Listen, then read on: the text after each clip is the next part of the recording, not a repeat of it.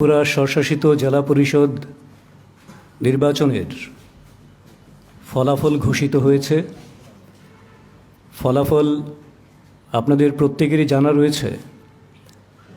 প্রথমত আমরা ভারতীয় জনতা পার্টি ত্রিপুরা প্রদেশের পক্ষ থেকে যারা বিজয়ী হয়েছেন, ভারতীয় জনতা পার্টি কিংবা ত্রিপুরা এবং তার বাইরেও যারা রয়েছেন, সবাইকে ভারতীয় জনতা পার্টির পক্ষ থেকে আন্তরিক শুভেচ্ছা এবং অভিনন্দন জানাই।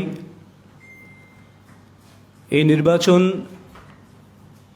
অত্যন্ত গুরুত্বপূর্ণ কতগুলি বিষয়ে এর ছাপ রয়ে গেছে। আমরা লক্ষ্য করেছি প্রথম থেকেই নির্বাচনের দিনক্ষণ ঘোষণা হওয়ার পর থেকে বিভিন্ন রাজনৈতিক দল বিভিন্ন সময়ে তাদের প্রচার অভিযান বলুন, নির্বাচন প্রক্রিয়া বলুন, কিংবা গণনা পর্যন্ত প্রত্যেকটি রাজনৈতিক দল মোটামুটিভাবে এটা স্বীকার করেছেন যে এই নির্বাচন সম্পূর্ণ গণতান্ত্রিক উপায়ে সংগঠিত হয়েছে এবং একটা ট্রান্সপারেন্ট ফেয়ার ইলেকশন রাজ্যে সংগঠিত হয়েছে।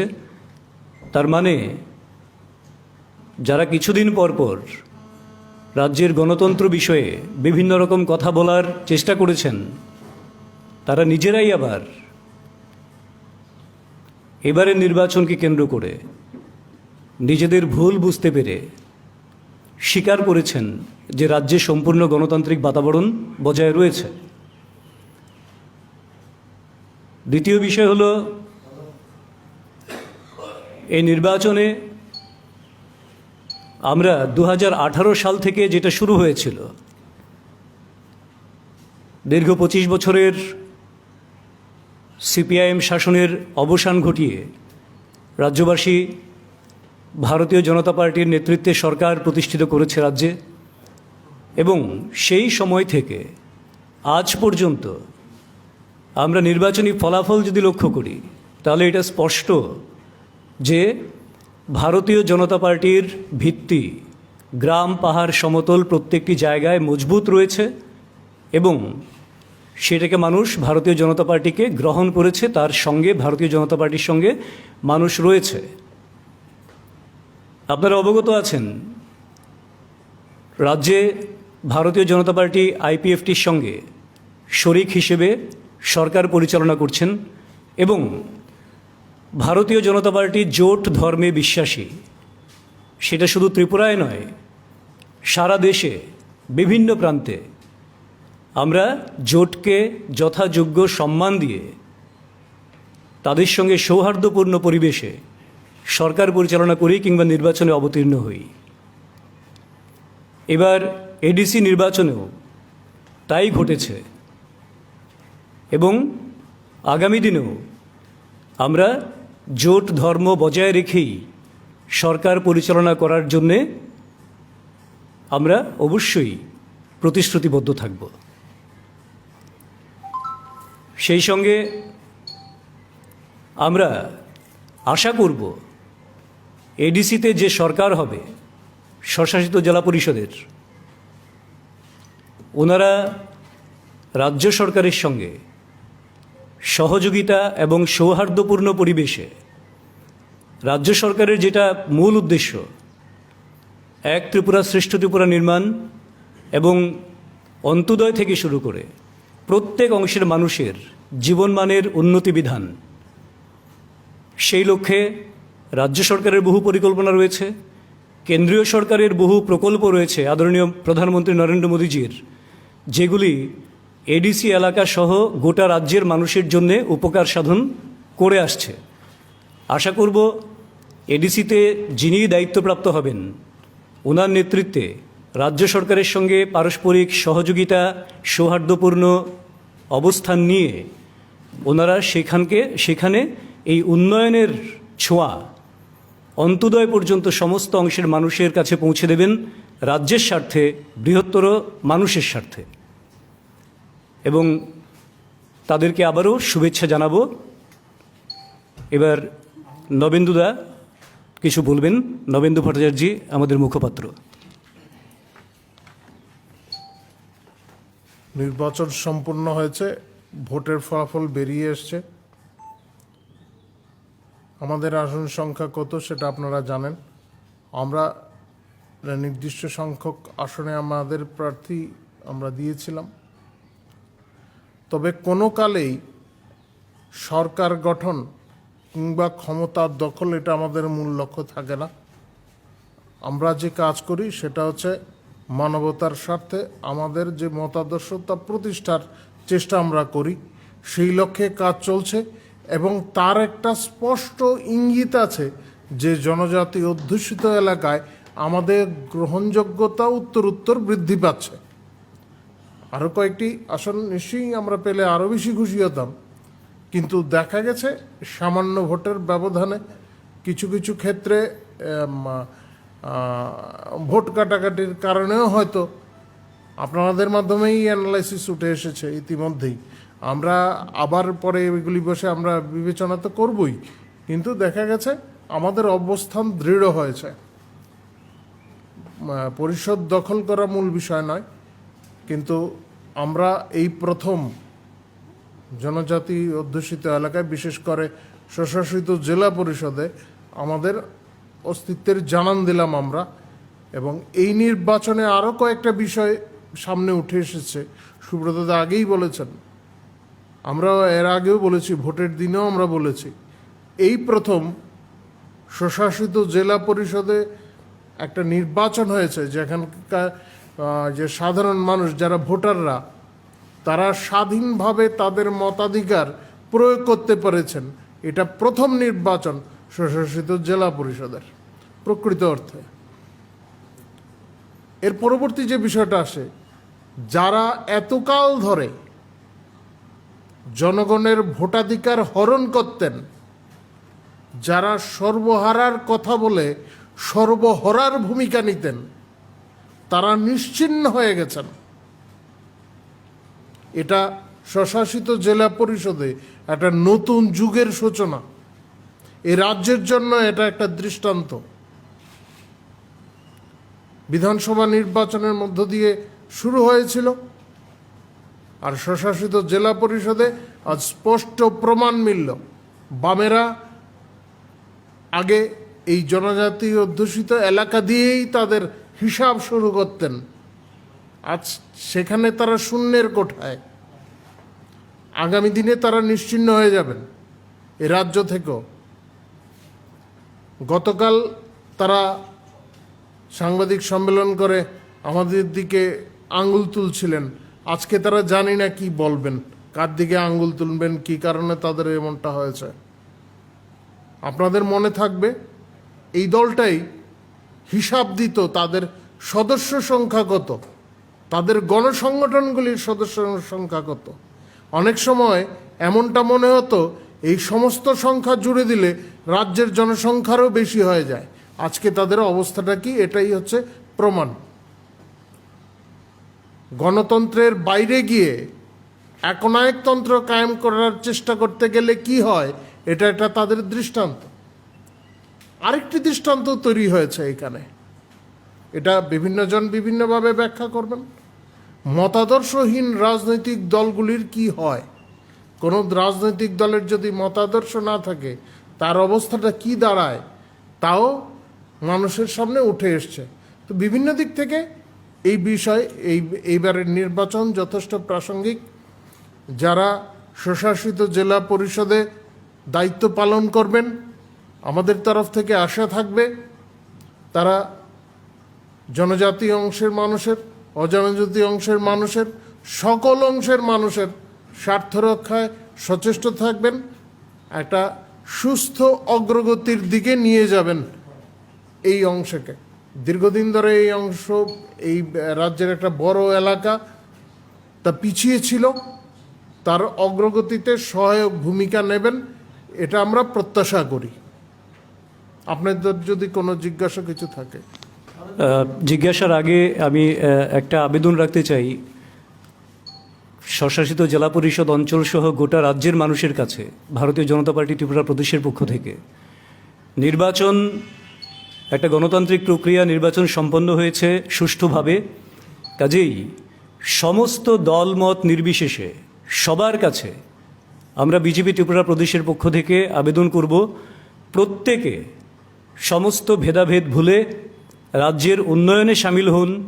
কোনো ধরনের অশান্তির বাতাবরণ, কোনো ধরনের অসামাজিক কাজকর্ম, এই সমস্ত বিষয়ে বা কোনো প্ররোচনায় পা দিয়ে ভারতীয় জনতা পার্টির কার্যকর্তা যারা রয়েছেন তাদের উদ্দেশ্যে বলছি, কোনো প্ররোচনায় পা দেবেন না।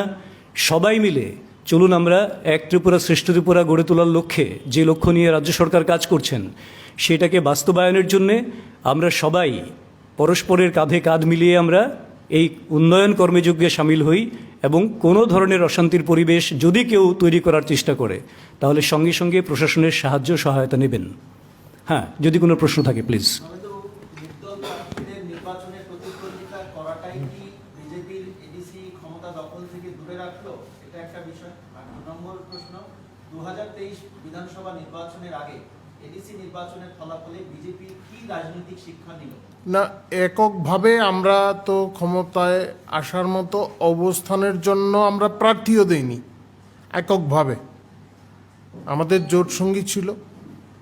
এখন এই অবস্থাটা কেন হলো তাদের বিষয়ে আমি কোনো কিছুই বলবো না। সেটা একটা পৃথক রাজনৈতিক দল, যদিও আমাদের সঙ্গে জোটে আছেন, তারা তাদের মতো করে ব্যাখ্যা করবেন তাদের অবস্থান। আমরা তো আশাহত নই, যদিও আমি বলছি আসন রাজনীতি, ক্ষমতা দখল এগুলি নিয়েই আমরা রাজনীতি করি না, আমরা একটা বৃহৎ উদ্দেশ্য নিয়ে করি। কিন্তু এই ক্ষেত্রে আমরা কোনোভাবেই আশাহত নই। আমরা আরও দেখছি যে আমাদের আরও বড় পরিসরে আমাদের অনেক সমর্থক আমরা জোগাতে পেরেছি। আমাদের সঙ্গে অনেকে নতুন করে যুক্ত হয়েছেন। আমরা তো আশাহত নই, আমরা আশা রাখি আগামী দিনে আমাদের যে কর্মযজ্ঞ চলছে সারা রাজ্যব্যাপী, সেই কর্মযজ্ঞ আরও এগিয়ে আসবে। এখন বাকিটা অন্যরা যারা আছেন তারা চিন্তা করবেন।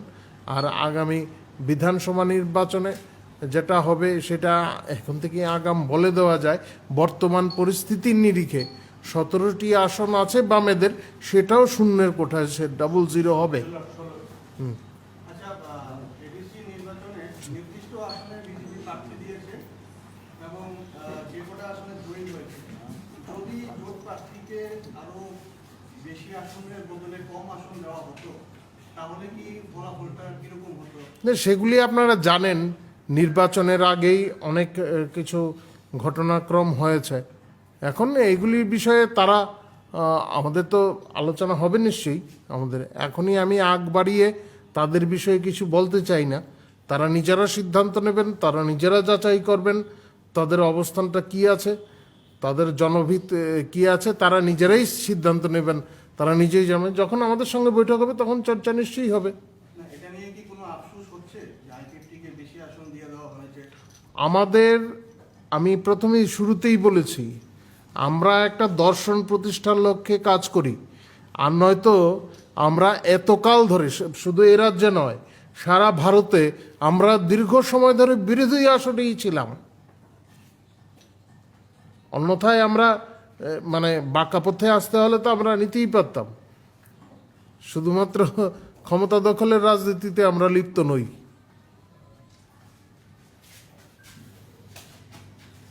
আরো যদি কিছু জিজ্ঞাসা থাকে। আপনারা বলছেন এক ত্রিপুরা শ্রেষ্ঠ ত্রিপুরা, সেখানে আপনাদের শরীক দল তো বলছে ত্রিপুরাল্যান্ড। এখন যে দল এডিসি ক্ষমতা আছে তারা বলছে গ্রেটার ত্রিপুরাল্যান্ড।